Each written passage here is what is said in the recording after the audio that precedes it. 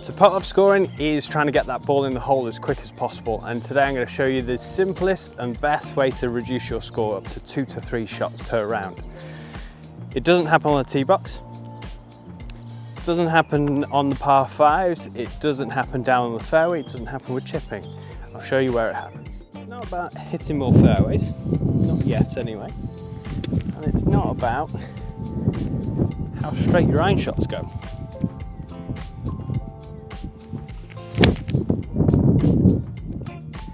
Hitting good wedge shots is going to help, but it's not the easiest way to drop those 2 to 3 shots.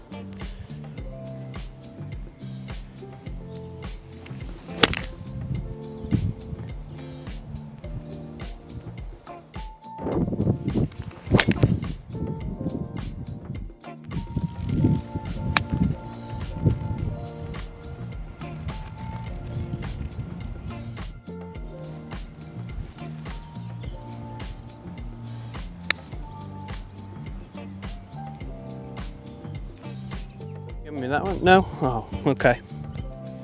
Well, wasn't concentrating, was I? So, it's fine. Let's try again. There we go. I would have got it first time. Definitely. Yeah. Gimme. Holding 15 footers is going to help as well, obviously, but it's not guaranteed. PGA Tour stats say from 8 foot, pros are going to only make 50% of them on average, and that's on perfect greens that are pretty fast, that give yourself a chance of getting that ball in the hole. At your local course, it's going to be a little bit harder to do that consistently. So one fact in golf is that you're not going to hold many long putts. If you're good at pace putting, you're going to give yourself a chance that you're going to get that ball within a 4-foot radius of the hole. Now, if we can hold every single one of them, we're going to knock 2 to 3 shots off your score. So how do you do it? The simple answer to holding more putts is do what you do at this distance as you do at 30 feet and beyond. So a lot of people especially when we get to somewhere even closer to 2 feet, their routine is basically just tap it in as quick as possible. Now, if you're a person who misses these regularly and you're losing maybe 3 even more shots per round with this sort of distance, the key is to spend as much time as you do on the long putts as you do here. Now, it might feel like you're taking too long over things, but when you're taking too long, you're going to be taking as much time as if you're going to miss that putt as you would if you were to just pay attention to this distance. So building a pre-shot routine for your putting, not only at this distance and longer, is important, but it also gets you in a habit of doing it. So if we want to be consistent throughout the game, we've got to do everything exactly the same as you do on the practice green as you do here. So what I want to see in everyone is from this distance, we're going to have a routine that looks exactly the same, and it's probably the same amount of time that you spend on the shot as well.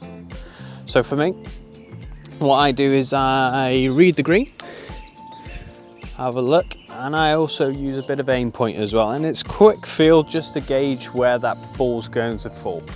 Now, the benefit of the ball not being too far away, very rarely, unless it's a very slopey green, that we're going to be aiming outside the hole. So we can give this putt quite a good hit, make sure it's got enough pace that it takes out some of the break.